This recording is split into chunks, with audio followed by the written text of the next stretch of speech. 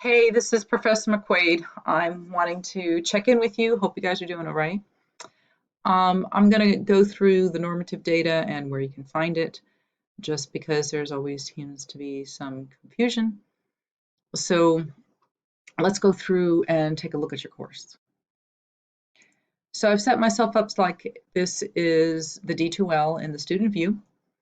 And remember, you would go under your course content. And you do have a fitness assessment module, but understand that I also have linked your rubric as well as your checklist, which is in your Getting Started a checklist, to this module. So, you can get into it in many different ways. So when we go into your fitness assessment, you're going to get ready to do this fitness assessment. You want to go to the steps to completing the post fitness assessment. And so this is going to be a little different than our pre-assessment because I'm not going to be there to help you, and you're going to have to maybe watch some videos to remember how to do things and pay attention to the instructions with detail. Maybe enlist somebody in your household or a friend that you are socially distancing and isolation with to assist you with this, okay? So when you go into your steps for completing the post assessment, you'll see I've created this checklist where you can go in and you'll be able to click things off. So the first thing you will do is gather up what you need for the assessment. If your household happens to have a blood pressure gauge, or let's say you're at a Walgreens or a drugstore where there's a blood pressure gauge, you clean it off and then you could use it. Okay, you want to do it when you're rested. You scale in your house to check your weight. Measuring tape, if you don't have that, you can just use a yarn to wrap that around you, and you can use a ruler as a measuring tape. A long stick, that can be a mop head or a broom handle. Just remove the mop or the broom, and you'll be able to use that as like the stick that we used for your hip hinge and your squat. And then you'll want to have a cell phone or a computer to take pictures of yourself and video your cardiovascular component, and you're going to want to have a timer. Your other thing you're going to do is access your pre-assessment information. So you should have that saved on your computer, but if you don't, you can always go into the Dropbox where you dropped it and take a look at what you have, and you can upload that, and you can just add your information to that. Remember, there's also, it looked like this, the fitness assessment final data sheet, all right? So you can just hold on to that copy, and you're going to now add your post-assessment information. Take your blood pressure. If you have the gauge, take your blood pressure. If you don't, then don't, But it's a good thing to do, so if you do have it, go ahead and do it.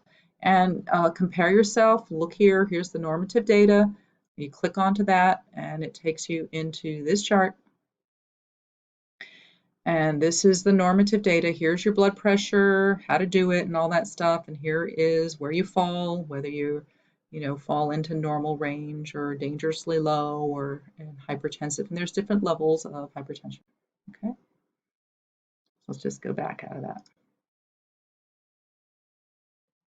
So you're going along doing your checklist. You're going to do your weight and your height, and then you'll calculate your BMI. And again, you'll go back to that normative data. Let's go back there again, just so you see the chart, just to remember what it looks like. Bring it on up. Okay, so it gives you the different assessments that we've done. You're not going to be able to do body fat because you don't have the armor on. But here's the chart for your BMI, and you can look at where you fall based on how much you weigh, is on this side, and how tall you are. Okay, and that can be in inches or centimeters, whatever you choose to, however you choose to measure. And make sure you categorize yourselves and compare yourself to the norm. You're going to take a picture of yourself performing each of these tests. Right? So you can take your phone and put it on delay and set your phone and take a picture. I've found it works fine. It gives you plenty of time to take a good picture. And again, don't worry about your percent body fat. Make sure that you note on every single one of these assessments whether you've improved, stayed the same, or you're doing worse. Okay. Then we're going to do your FMF screening, and each one of these show you how to do it.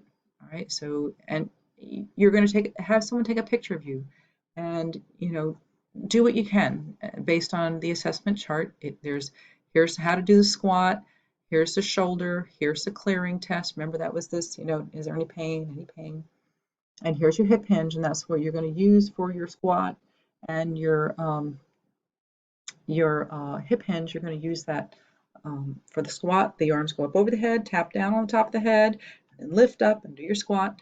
And then for your hip hinge, you're going to take and put that stick so that it's in the back of the head, your mid back, and your sacrum, and hinge forward and figure out where you fall on that. Have you improved? Has it gotten worse? And or you're about the same. And here is the scoring for the FMMS movement. Do your best. Take pictures of it. Just do your best. We're trying to see where your movement is and see where you were. If we had been doing this all semester, I can guarantee you would have had some improvements. And I'm so sorry that we've had this this break in the semester, but it's okay. We'll persevere. Then you do your single leg stance. Remember, you're going to do your right and your left leg, and have you take a picture. You don't have to do right and then left leg. Take a picture of you performing the test. How do you compare based on compared to your pre and your post? Did you improve, stay the same, or did worse? The sit and rising test, here's how to do the test. There's a video that shows you how to do it. Here's how to score the test. Make sure you score the test appropriately. Take a picture of yourself doing the test, and again, score yourself comparing yourself based on whether you improved, stay the same. Sit and reach test. Now here's a video on how to create a sit and reach that you can use at home. And it just takes a yardstick. If you don't have a yardstick, you can use a string and some sort of marker or something, and then put it up to a ruler. So, it's all good. Just get creative, figure it out. It'll be fine. You could even use tape and put a ruler down and then kind of create a yardstick using tape. It's fine. Now, cardiovascular endurance is going to be maybe the most challenging because some of you did a step test, and we're not going to be able to do a step test unless you have a step bench at home.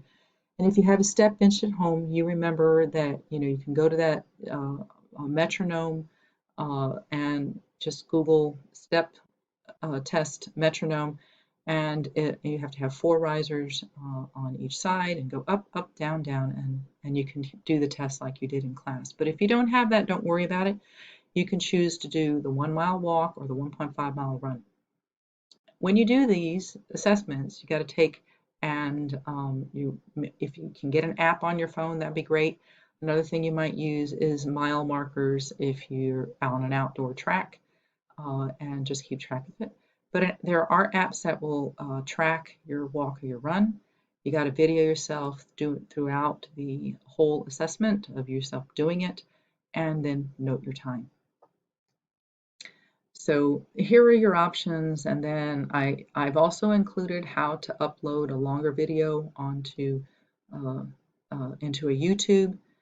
All right, and then you'll copy your link into that fitness assessment so that I can look at it. Compare your run walk with the normative data, and if you did the 3-minute step test, go ahead and compare that, and let us know whether you did worse, the same, better. Practice that backward skipping. How does it feel? Make a note of it. Compare yourself. Your push-ups, remember you're going to do those to failure. Remember, ladies, you're going to do them on your knees. Gents, you got the legs straight out there. Compare yourself to the normative data. Farmer's walk, you might not be able to do this, might not have any weights around, but if you have them and you want to do it, go ahead and do it. Saddened that we didn't, but soon we'll be getting back to the gyms and everything's going to be in a better place. So where do you put your pictures? So add your pictures of yourself doing each of those assessments at the bottom of that page, and just post those pictures and make a note of which assessment you're doing. Just make it all nice and neat. Okay, and your video goes into your fitness assessment final data sheet right up under the cardiovascular endurance assessment. I also don't mind if it's just down there with your pictures and you've labeled it. I really, I just want to be able to see it. And you make sure you save all your work and submit it. You're going to put it into the Dropbox, and there's your rubric. Okay, so your rubric, I'm not going to ding you if like you couldn't do blood pressure, you couldn't do farmer's walk. So Remember, here is your final assessment, and I'm not going to ding you for percent body fat because we just can't do that, so you automatically get those points. Right, so I hope this is helpful to you. You're going to look in your, sorry, here I'm going.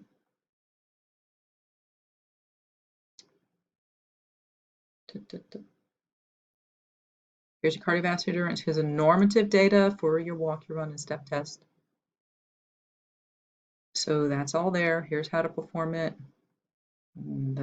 Here is gents and ladies. Okay, and here is the 1.5 mile run. There's a 3-minute step test. Okay, so you'll find where you rate on this right here. This will give you your normative data. Alrighty. So get yourself prepared. This is going to take a little bit of time. YouTube can be kind of a challenge. So when you go to video yourself, a couple things that you want to make sure you do is, one, make sure you set your phone at do not disturb, because if a phone call comes in, it will shut off your video recorder. Two, when you go to upload your video to YouTube, make sure that you have the power staying on continuously, so you don't want your phone to shut down. So you got to go into your settings and keep it on all the time.